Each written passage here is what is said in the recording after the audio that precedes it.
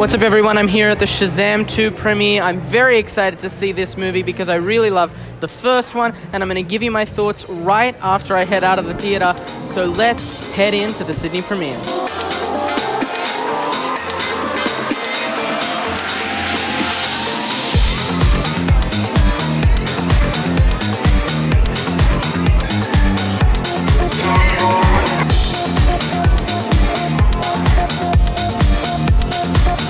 Alright, just got back home, so these are my first thoughts on Shazam 2. I really enjoyed this film. It brought a lot of the elements that I liked from the first Shazam film. It was very much action-packed. I love the way that it was shot cinematically.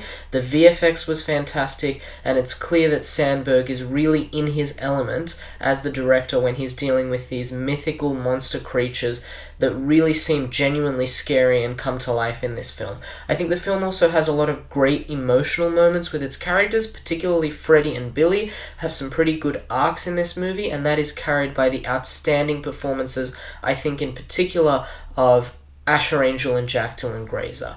That said, I think that the film lacks momentum in some parts. At the beginning, it's trying to set up quite a few many different things and only really gets a hold of what it wants to be doing by the middle of the film, but then sadly loses that again at the end of the film, in my opinion, and kind of loses a lot of momentum and pacing.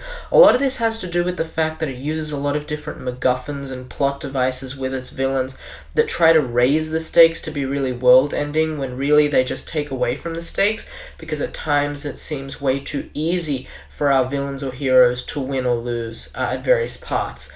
At the same time, I thought that throughout the film, the villains' motivations seem kind of unclear, and that's not because their motivations are complex. They're actually pretty simple. It's just that it changes and chops and changes way too many times for me to actually buy in to what these villains really want and how many times they're going to, change their minds or change course. So without getting into spoilers, I thought that the pacing was just kind of lacking at the end there, which leads to a less than triumphant finale in my opinion.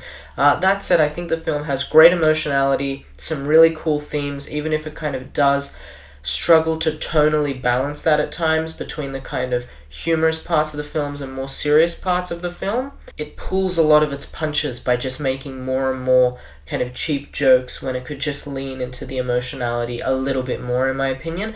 That said, some of the humor in this film is just really well written and really funny. So overall, it was a pretty good movie. I enjoyed it, but I really think that it was lacking in terms of its pacing at times and its character motivations, which meant that it kind of struggled to find the tone that it really wanted to hit for me personally.